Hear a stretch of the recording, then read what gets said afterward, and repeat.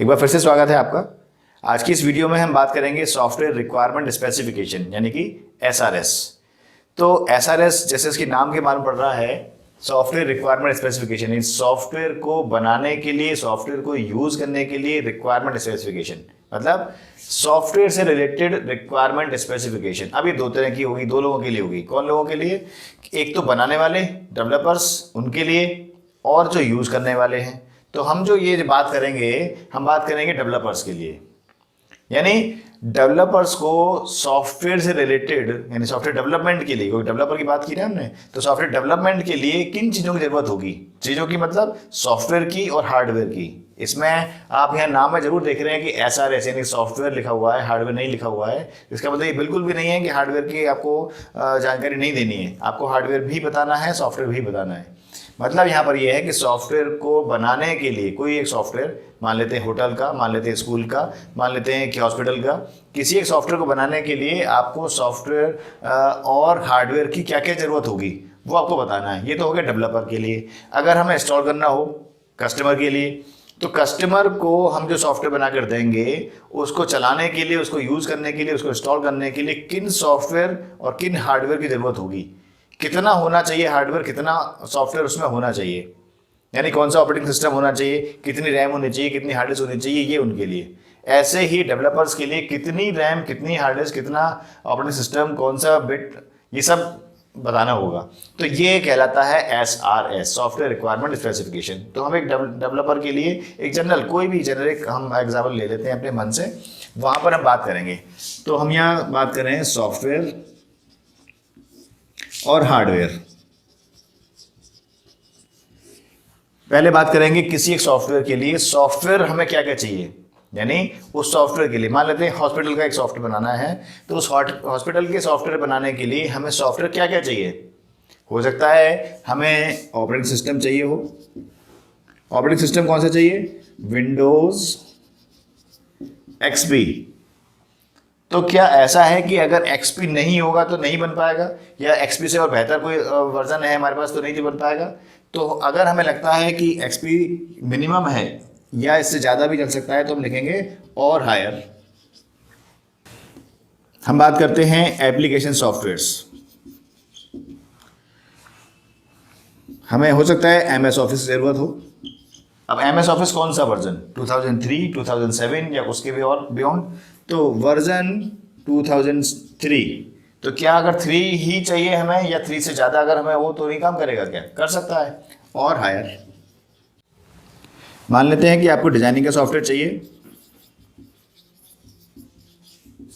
आपको लोगो बनाना है, कोई आइकन बनाना है, कोई इमेज बनानी है, तो कोरल ड्रॉ। कौन सा वर्जन? 9। या सिर्फ 9 ही चाहिए, इसका हायर नहीं चाहिए? हो सकता है कि हायर वर्जन भी अवेलेबल हो और उसमें आप चला पाएँ, लाइक दिस। ठीक है।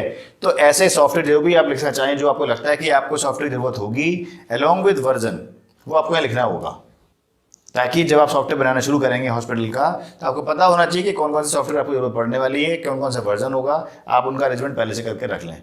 ये तो मैंने एग्जाम्पल ले लिया है, आप इसको और बेहतर कर लेंगे। और भी जो भी सॉफ्टवेयर से रिलेटेड कोई भी इसमें है, जैसे टेस्टिंग टूल है, वो आप कर सकते हैं इसमें। अकाउंटिंग का कोई सॉफ्टवेयर आपको रखना है तो वो भी आपको लिखना होगा। आपको पूरी एक लिस्ट बनानी होगी कि सॉफ्टवेयर कौन कौन से चाहिए होंगे आपको। हो सकता है आपको एंटीवायरस भी चाहिए हो तो एंटीवायरस भी लिखिए। ठीक है। तो ये तो बात हो गई सॉफ्टवेयर की। अब बात करेंगे हार्डवेयर की। तो अब हार्डवेयर के लिए बात करें तो hard disk drive, hard disk कितनी चाहिए, यानी आपको उस सॉफ्टवेयर को बनाने के लिए कितनी हार्ड डिस्क चाहिए होगी। तो मान लेते हैं कि 1 TB। तो क्या अगर किसी के पास 2 TB की हार्ड डिस्क है तो नहीं बन पाएगा सॉफ्टवेयर? बन जाएगा। तो आप 1 TB और हायर। रैम, रैम कितनी चाहिए होगी आपको? हो सकता है 4 GB चाहिए हो सकता है 8 GB चाहिए हो। तो आपने लिखा मान लीजिए 8 GB। अब किसी के पास अगर मान लीजिए 12 GB है तो और हायर। अब यहाँ पर ध्यान देने वाली बात यह है, जैसे आपने हार्ड डिस्क लिखा है, तो अगर आपको ऐसी रिक्वायरमेंट है कि इस कंपनी भी स्पेसिफिक बतानी है कि अगर सैमसंग की हार्ड डिस्क नहीं होगी तो ये नहीं बन पाएगा, या सीगेट की हार्ड डिस्क नहीं होगी तो नहीं बन पाएगा, या सीगेट या सैमसंग में से हो तो बन पाएगा, तो आप यहाँ लिखेंगे, ब्रांड भी लिख देंगे सैमसंग, लाइक सैमसंग और सीगेट।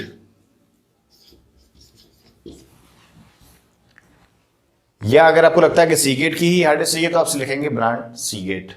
ऐसे ही रैम में है, रैम में भी आपको उसका लिखना है, ब्रांड लिखना है, तो आप वो ब्रांड भी लिखेंगे, ठीक है। और कोई स्पेसिफिकेशन लिखना है तो आप वो भी लिखेंगे। DDR3 है, रैम DDR4 है, या कुछ और भी स्पेसिफिकेशन देना तो आपको मेंशन करना चाहिए। ऐसी प्रोसेसर आपको बताना होगा, प्रोसेसर कौन सा है, कितना मेगाहर्ट्ज का है, कितना गीगाहर्ट्ज का है, ये आप बताएंगे। उसमें साथ में आप ये भी बताएंगे कोर कितने हैं, डुअल कोर है, ऑक्टा कोर है, या कुछ और भी जो भी स्पेसिफिकेशन आपको बताना है, किस ब्रांड का है, वो आप लिखेंगे यहाँ पर, ठीक है। कीबोर्ड कौन सा चाहिए आपको, कीबोर्ड आपको मल्टीमीडिया कीबोर्ड चाहिए, इंटरनेट कीबोर्ड चाहिए, या कुछ और गेमिंग कीबोर्ड चाहिए, कितनी कीज वाला चाहिए, कलर भी चाहिए, बता दीजिए कि वाइट कलर का चाहिए अगर कलर का भी रिक्वायरमेंट है तो, ठीक है। और आपको वायरलेस कीबोर्ड चाहिए या वायर्ड कीबोर्ड चाहिए, माउस कौन सा चाहिए, ऑप्टिकल माउस चाहिए या किसी और तरह का माउस चाहिए, तो आप यहाँ बताएंगे। स्कैनर अगर आपको चाहिए होगा तो स्कैनर भी लिखेंगे, कितने रेजोल्यूशन का स्कैनर चाहिए वो आप बताएंगे। प्रिंटर अगर आपको चाहिए तो प्रिंटर लिखेंगे, आपको डॉट मैट्रिक्स से प्रिंटर चाहिए, इंकजेट प्रिंटर चाहिए या लेजर प्रिंटर चाहिए, वो आप बताएंगे, ठीक है। यूपीएस भी अगर आपको चाहिए तो यूपीएस भी लिखेंगे। यानी हार्डवेयर और सॉफ्टवेयर दोनों चीज़ आप बताएंगे यहाँ पर कि वो आपको कौन कौन सा चाहिए। मॉनिटर आप कौन सा आपको चाहिए होगा, डीवीडी राइटर भी आपको चाहिए होगा क्या, किस कंपनी का चाहिए होगा, पेन ड्राइव भी चाहिए होगी क्या आपको, तो वो सारा चीज़ आप यहाँ बताएंगे। तो ये जो पूरा बनकर तैयार होगा वो कहलाता है SRS, सॉफ्टवेयर रिक्वायरमेंट स्पेसिफिकेशन। तो ये जो सब बनकर आएगा सॉफ्टवेयर का और हार्डवेयर का, जैसे हमने बताया, तो ये हो गया डेवलपर साइड के लिए। ऐसे ही आप बना सकते हैं कस्टमर के लिए, कि कस्टमर को क्या क्या चीज़ों की जरूरत होगी। जैसे मैं एग्जांपल दूं आपको, कई बार आप देखते हैं कि एक कीबोर्ड लेकर आए, वहाँ पे लिखा होता है suitable for, designed for Windows XP। इसका मतलब ये हुआ कि विंडोज XP के लिए बनाया हुआ है वो, ये और हायर लिखा होगा उसमें। अगर आप उसको किसी और वर्जन में इंस्टॉल करना चाहेंगे या लिनक्स में इंस्टॉल ये लगाना चाहें तो काम नहीं करेगा शायद।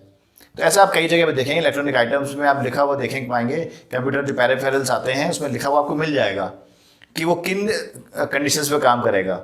या एंटीवायरस आप परचेज करके लाते हैं तो वहाँ लिखा होता है मिनिमम रिक्वायरमेंट, रैम इतनी होनी चाहिए, ऑपरेटिंग सिस्टम इन पर काम करेगा, कि विंडोज़ पर काम करेगा, लिनक्स पर काम करेगा या उबुंटू पर काम करेगा, किन के लिए है वो, कितने यूज़र है वो, एक यूज़र के लिए है, 2 यूज़र के लिए, 3 यूज़र के लिए, या किस तरह का है। ये पूरा ये जो कंसेप्ट है वो कहलाता है सॉफ्टवेयर रिक्वायरमेंट स्पेसिफिकेशन।